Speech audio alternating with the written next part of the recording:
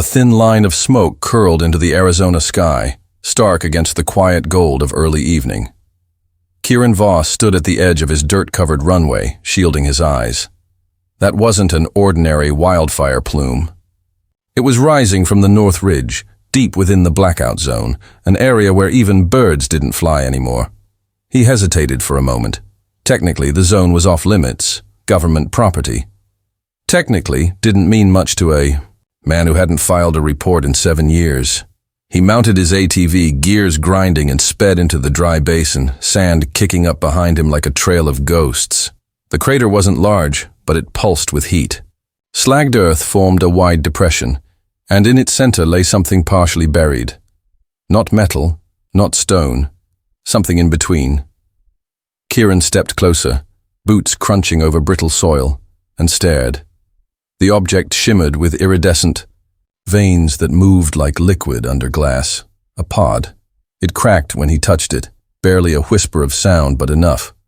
The surface peeled away like petals unfolding, revealing a figure curled inside. Female, humanoid, but not human.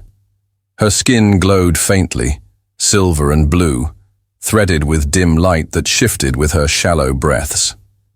She wasn't wearing any visible tech, no armor, no suit, just a thin mesh clinging to her form, already half disintegrated by the atmosphere. She looked dead. Kieran's first instinct was to walk away. This was too big, too strange, too dangerous. But as he turned, her hand twitched. Just a flutter, the kind the dying make when their body refuses to give up. That was enough. He scooped her up without a second thought, surprised by her weight, lighter than she looked. The heat from her skin pulsed through his jacket like a second heartbeat. She didn't stir again. By the time he reached his underground hangar, the sun had dropped low. He laid her on the old med bench, brushing sand from her hair. Her eyes were shut, lashes silver-tipped. She had no visible wounds, no bleeding, no burns. Just a kind of stillness that didn't feel natural. He tried to scan her vitals, but the device overloaded. Power surge. Her presence disrupted the electronics, making lights flicker and circuits hum like bees trapped in jars. He killed the main generator and switched to battery backup. She needed help. But from who? No hospital would accept her. No one would believe him anyway, and if they did, they'd take her, dissect her, lock her away in a lab underground and study the last breath out of her. Kieran had seen what happened to things that didn't belong. He wouldn't let that happen again. A soft sound stopped him. Not a word. Not a breath. Just a vibration, high and strange, like a tuning fork struck. Underwater. Her hand moved again, this time curling slowly, weakly, toward the edge of the bench. She was alive. He leaned closer. Her chest rose and fell, shallow but steady. Her lips parted, and light spilled faintly from between them. Not fire, not mist. Something else. Something he didn't have a word for. Then her eyes opened. Not fully. Just enough to meet his. They were glassy and colorless, changing hue as she focused. First pale green, then violet, then a shade he didn't know existed. Her gaze didn't hold fear or confusion, just exhaustion and something else. Trust? He didn't speak. He wouldn't know what to say even if he tried. She blinked once, slow and deliberate, before her eyelids dropped again and she slipped into unconsciousness. Kieran sat back, heart thudding. Whatever this was, whoever she was, his quiet exile had just ended, and he wasn't sure if he was ready for what came next. Kieran kept the hangar lights dim, unsure if brightness would hurt her. For 2 days, she barely stirred. Her breathing remained shallow but consistent, like a machine running on reserve power. He watched her sleep, unable to stop himself from studying every detail. Her elongated fingers, the way her skin shifted color depending on the temperature, the subtle glow that flickered beneath her veins. She wasn't a threat. Not yet. But she wasn't helpless either. Her presence made the air feel charged, like standing too close to an electrical storm. He brought water to her lips with a dropper, and though she didn't wake, her throat moved with each drop. Food, however, was another problem. She rejected anything solid, even liquids. Instead, the small amount of energy she absorbed seemed to come from him. His voice, his nearness, his attention. By the third night, the temperature dropped low enough to make the concrete floors sweat. He wrapped her in a thermal blanket and adjusted the space heater. The moment he touched her arm, her eyelids fluttered again. This time, she stayed awake. She didn't try to sit up. She only looked at him, pupils wide, glowing slightly. He held up his hand slowly, showing he meant no harm. "It's all right," he said softly, unsure why he expected her to understand. Her lips moved, forming no clear word. The sound that came out was harmonic, layered, like three voices speaking at once. It didn't hurt to hear, but it didn't make sense either. She watched his mouth as he spoke again. "Can you understand me?" Her head tilted to the side, slow and smooth, curious rather than confused. He stood, rummaged through a drawer, and returned with a small flashlight. Clicking it on and off, he pointed at it, then at her. "Light, you?" She blinked. He handed her the flashlight. Her fingers closed around it with trembling effort. When it flared to life in her grip, the beam surged far too bright for such a small device. She dropped it, startled. It clattered across the floor. Kieran didn't move. She was already sitting up shakily, one hand bracing her weight. Her other arm hovered defensively, ready to block or strike. But when he didn't react, she lowered it. "You're safe here," he murmured. She looked around the hangar slowly, eyes scanning shelves, monitors, aircraft parts half covered in tarps. Her gaze paused at the walls covered in chalk-written calculations and star charts. When her attention returned to him, something changed in her expression. Recognition, maybe. She extended one hand, not to touch, but to hover near his face. Her fingers glowed faintly, pulsing in rhythm with his heartbeat. His instincts screamed to back away, but he didn't. The space between her fingertips and his skin felt electric. He wasn't sure if she was scanning him or something else. As her hand hovered there, his mind filled with flashes. Not memories exactly, but sensations. Burning cold, hollow silence. The feeling of being utterly alone in a void. Then it stopped. She withdrew her hand and collapsed backward onto the cot, eyes shut tight. Kieran stumbled back, catching himself against a workbench. His head spun, not from fatigue, but from whatever just passed between them. She hadn't just touched his thoughts, she had shown him hers. She wasn't lost, she had been sent. That night, Kieran rewatched old satellite feeds on his backup drives. He found distorted footage, barely there blips on the radar from the night she crashed, signals not matching any aircraft. Whatever organization monitored the blackout zone hadn't reacted yet. But it was only a matter of time. When he returned to her side, she was awake again, barely. Her lips moved once more, no sound escaping. But this time, she traced a shape in the air. A map. Stars. Unfamiliar constellations. A system he didn't recognize. Then she pointed to herself, and then, slowly, to him. His breath caught. She wasn't just showing where she came from. She was linking him to it. Somehow, she had tied her existence to his. And he didn't know whether to be terrified or honored. One thing was clear. He couldn't turn back now. The desert wind howled outside the hangar, rattling the corrugated steel walls. But inside, the atmosphere remained charged with something heavier than weather. Kieran stood motionless, staring at the constellation she had drawn in the dust on the table. The star pattern didn't match anything in Earth's current databases. He cross-checked old celestial maps, obscure deep space readings. Nothing. She had shown him a place beyond any known chart.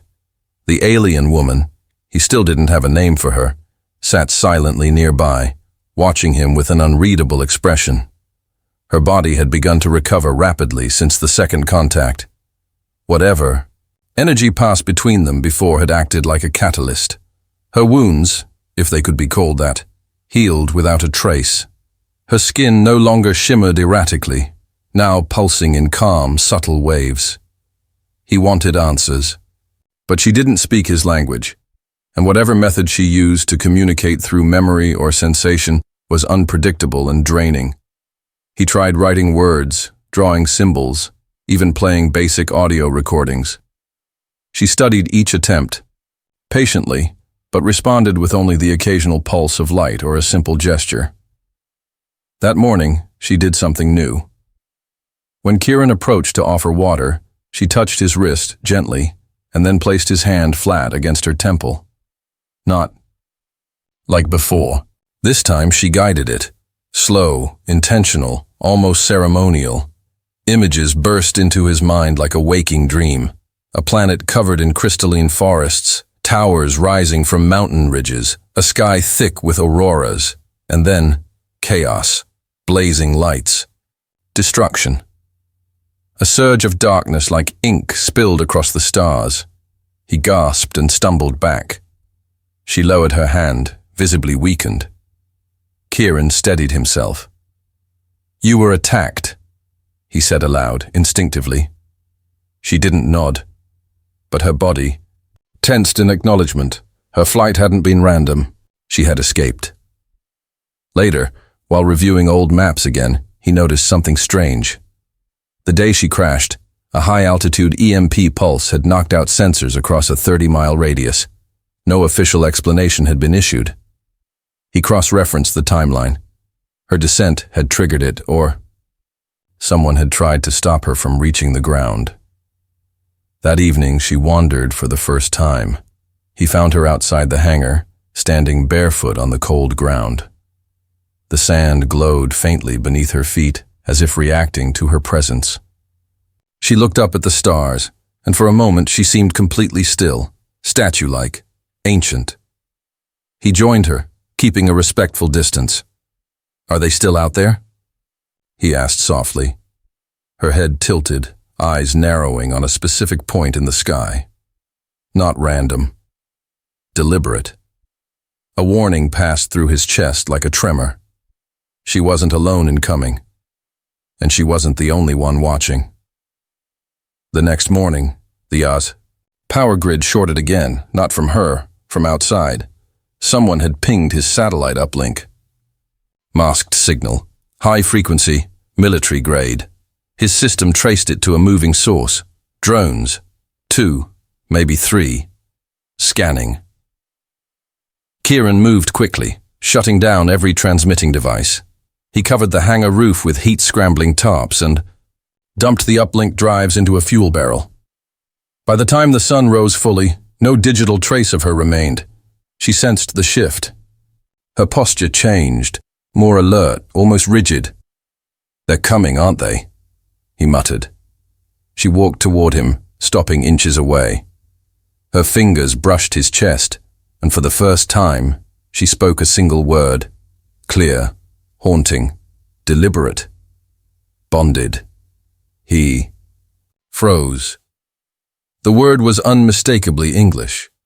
Her accent was strange, vowel-heavy, but the meaning struck deeper than language. She reached behind her neck and removed a small disc-shaped node embedded in her skin. Holding it out, she placed it gently into his palm. The moment it touched him, it activated. An interface projected mid-air, showing symbols, patterns, and a pulsing waveform that mirrored her heartbeat. He didn't understand it, but she did. She touched the projection, and it shifted into an image, a diagram of two forms intertwined, energy flowing between them, her and him. The node displayed their biological patterns overlapping in real time. He realized with quiet horror that she hadn't just bonded emotionally. Something inside her had fused with something in him, a failsafe, a pact, maybe even a survival mechanism. Whatever she was fleeing, whatever force destroyed her world, she had tied herself to a human to escape it, and they would come looking for what she carried inside. Kieran tightened his grip on the node. He wasn't a soldier. He wasn't a scientist. But now he was something else entirely. A target. And maybe her only chance. The desert remained deceptively quiet, but Kieran no longer trusted the silence. After the transmission spike, he reinforced the hangar with salvaged steel plates and rerouted power through analog backups.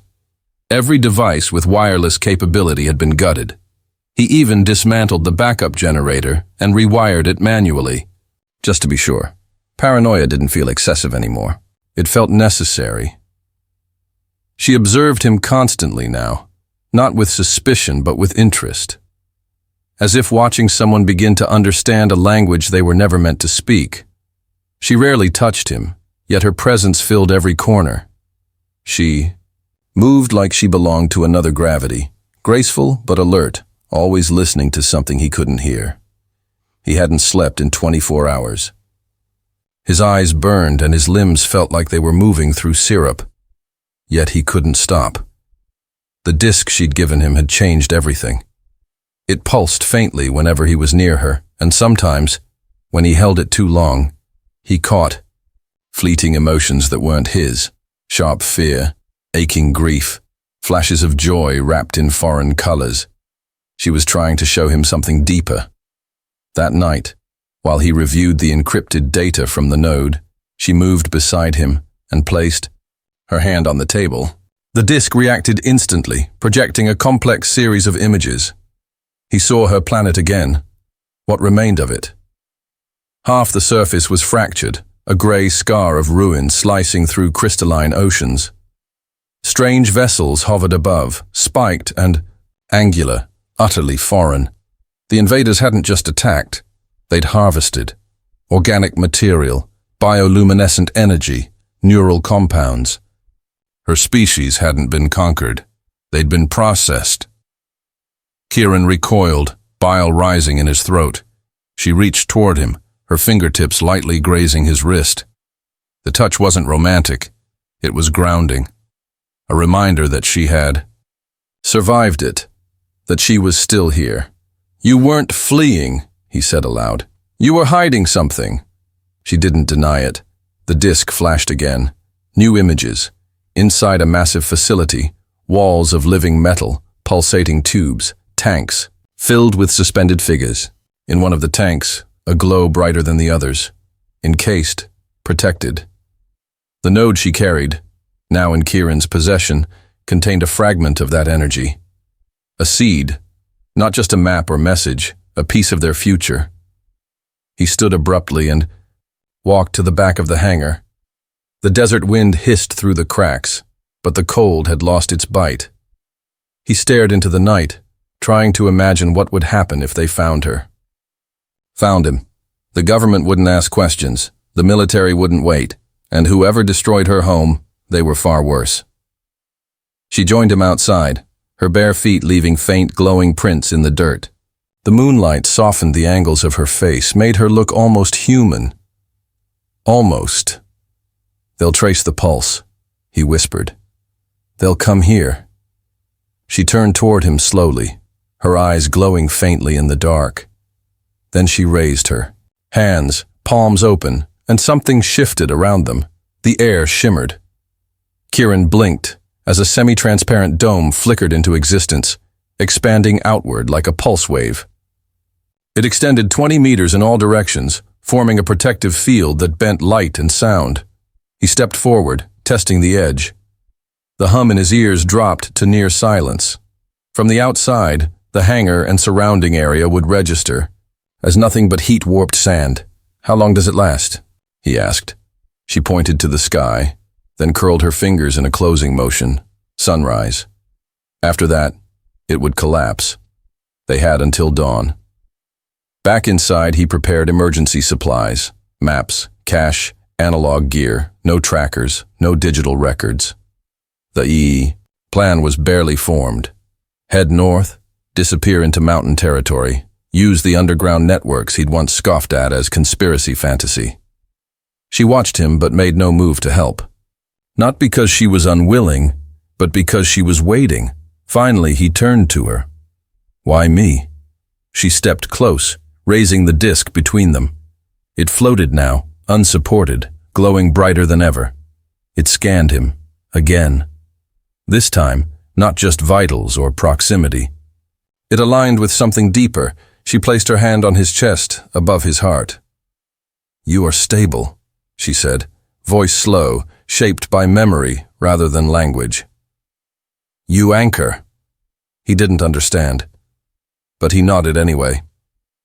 Outside, a faint hum began to rise, barely audible, but sharp and mechanical. Drones. Kieran grabbed the pack and looked at her. She was already moving toward the exit, not a damsel, not a passenger. She was ready to run, and he was ready to follow, because whatever they had started here, this strange bond, was bigger than either of them now. The desert looked different when they left it behind, not just because of the changing terrain, but because something had shifted inside Kieran. He wasn't fleeing with a fugitive anymore. He was protecting someone whose very existence rewrote what he believed about the universe.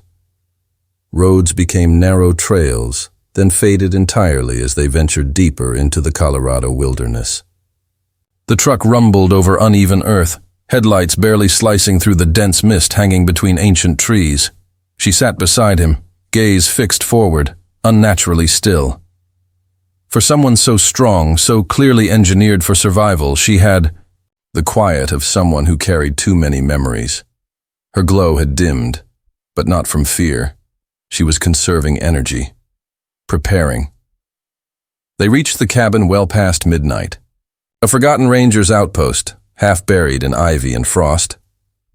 Kieran had discovered it years ago during a solo hike and never told anyone. No grid connection, no surveillance, just a wood-burning stove and a solar panel that barely functioned. In winter, it was perfect. He lit the fire while she explored, her touch brushing against old books, rusted tools, faded photographs pinned to the walls. Everything fascinated her. Or perhaps she was saying goodbye to the simplicity around them, knowing it wouldn't last. By morning, they'd set up a minimal perimeter, analog triple arms made of cans and string. She adjusted them silently, enhancing them with faint pulses of energy that made the wires vibrate when touched. He watched her fingers move, so precise, so fluid, as if she'd done this on a dozen worlds. The disk remained quiet. Its glow now pulsed in sync with her heartbeat. Later that day, Kieran retrieved a communication jammer from the truck. It wasn't perfect, but it could block low-range drones. The real threat, though, was no longer man-made. She felt them before he did. Sensors, buried in the soil, drawing energy from the Earth's natural fields. She stood suddenly, stepping outside with the disk in her palm, and raised her head as if listening to a far-off voice. He followed her into the clearing behind the cabin. The air felt heavy, too still. Then the ground trembled, not a quake, but a vibration with purpose. A ripple of metallic pods broke through the soil like rising mushrooms, smooth, ovular, each marked by patterns that moved across their surface like living tattoos. Her expression sharpened. Not fear, recognition. She raised the disk, and a sound filled the air, more like pressure than tone. The pods responded, retreating, slightly, hissing faint steam from their seams. "They're probes," Kieran said, gripping the handle of his emergency flare launcher. "Are they scanning us?" She nodded, then pointed to the sky. Within moments, they saw it. A vessel descending, its form barely visible to the naked eye. It distorted light as it fell, cloaked but massive, part organic, part machine. It didn't roar like a ship should. It resonated. She stepped forward, planting her feet firmly into the ground. No, Kieran said, grabbing her arm. You can't. Face them alone. I must anchor, she replied, repeating the word from before. He realized she didn't mean him. She meant the disk, the energy within it. Whatever was inside her, it needed to be stabilized, protected from outside interference. If she didn't hold it steady, they wouldn't just capture her. They'd destroy what remained of her species' legacy. Kieran made a decision. He sprinted to the cabin, opened a sealed container, and pulled out a Faraday vest lined with woven copper thread, designed for black market smugglers. He returned and wrapped it around her, then took the disc from her hand and tucked it inside the vest. You hold the connection, he said, but I carry the source. She stared at him, then touched his forehead gently. A shimmer passed between them. She turned and faced the clearing. The ship descended, revealing its grotesque design, ribbed hull, tendrils writhing beneath it, and a pulsing red eye at the center. From below it, a being dropped to the ground. Not entirely solid, not entirely fluid. It reeked of intelligence twisted by consumption. She didn't flinch. The being raised a limb and sent a pulse of energy at her. It struck the field she generated, ricocheting upward in a spray of gold and violet sparks. Kieran shielded his eyes. The sound was like thunder trying to scream. Then she spoke, not in English, but in her own tongue. Her voice surged with layered tones, each one harmonizing with the disk's glow. The creature hesitated. Another pulse came, this time aimed at Kieran. She threw herself in front of him. The impact sent her flying backward, crashing into the side of the cabin. Wood splintered. Smoke rose from her skin. Kieran roared, unthinking, and fired the flare. It struck the creature's chest, sparking violently, momentarily blinding it. He rushed to her side. She coughed, eyes flickering weakly. He removed the disc and placed it in her hand. Together, they pressed it into the soil. The moment it touched Earth, light exploded outward in a radial burst. The probes collapsed, the ship above shuddered, and a chime so pure it hurt rang through the forest. The invader froze and vanished. Kieran helped her sit up. Her glow returned, soft but steady. She looked at him, breathing shallowly, then whispered one word. Home.